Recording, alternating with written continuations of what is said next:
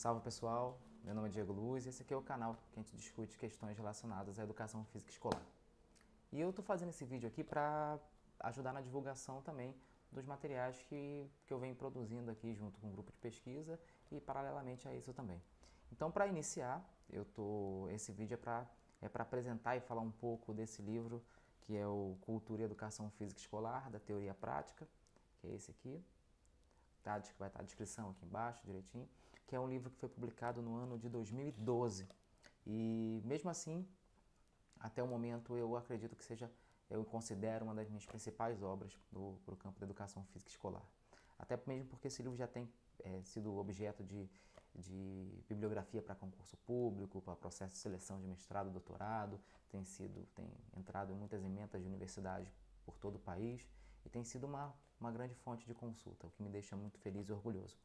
E esse livro aqui ele surge de uma série de inquietações que marcaram minha trajetória profissional e acadêmica.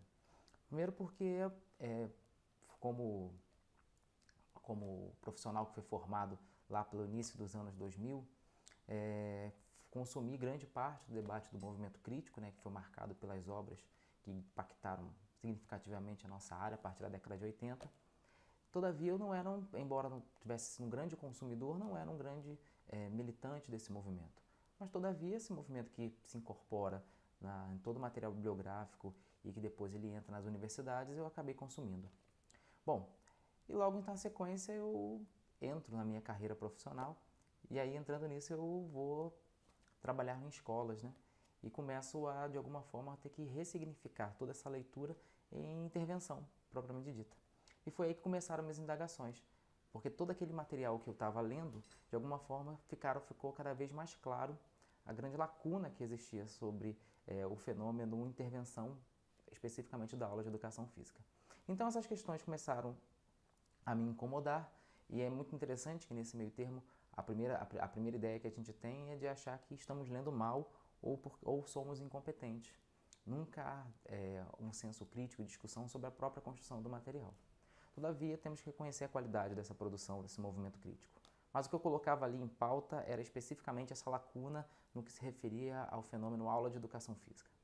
Bom, então esse debate começou a me instigar e isso virou discussão para transformar em problema de pesquisa no início, naquele momento estava entrando no mestrado, sob inicialmente a orientação do professor Dr. Hugo Lovisolo e depois na sequência pelo professor Antônio Jorge Soares. Bom, então essa minha proposta de indagação foi muito bem acolhida pelos professores e começamos a pensar possibilidade de pesquisa. Então o que delimitamos naquele momento era para entender especificamente como aquele novo movimento que tentava até sinalizar algumas propostas e carregava consigo o conceito, o termo cultura, né?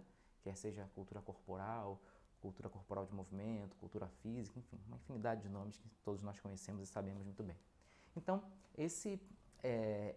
me inquietava isso, né? Como toda essa nova produção que carregava esse termo, esse conceito de cultura, estava de fato apontando proposta para pensar a intervenção nas aulas de educação física escolar. Bom, então essa foi o início que se desenhou.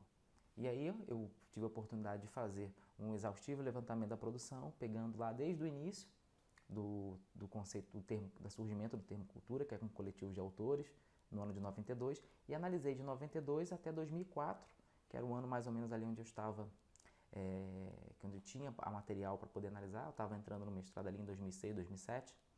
Então fizemos uma análise de toda essa proposta, desse período todo, desde o início do conceito até aquele momento que estávamos ali. E é muito interessante como acabo levantando que três matrizes, três perspectivas que eu vou chamar de uma perspectiva crítica, da mediação e antropológica. Três perspectivas diferentes que carregavam consigo o conceito de cultura para pensar propostas para a educação física escolar e apontavam coisas das mais distintas. E aí essa análise ela ficou muito bem feita no sentido de mostrar as grandes lacunas que não foram respondidas e mostrar também alguns pontos positivos que acabavam se inaugurando. E junto com isso, a minha ideia era analisar, como o livro ganhou o nome de Teoria e Prática, né? Era analisar toda essa parte, entre aspas, teórica da produção, mas também analisar o currículo vivido, aquilo que acontecia de fato na educação física escolar. Eu não podia me negar a fazer isso como um professor também que vivenciava a escola no seu cotidiano. Bom, e aí então eu fui para 2 escolas distintas. Então eu queria primeiro localizar uma escola em que houvesse não isoladamente um professor de educação física que fosse adepto da perspectiva da cultura, mas que tivesse um grupo de educação física que apoiava e fizesse funcionar essa perspectiva na escola.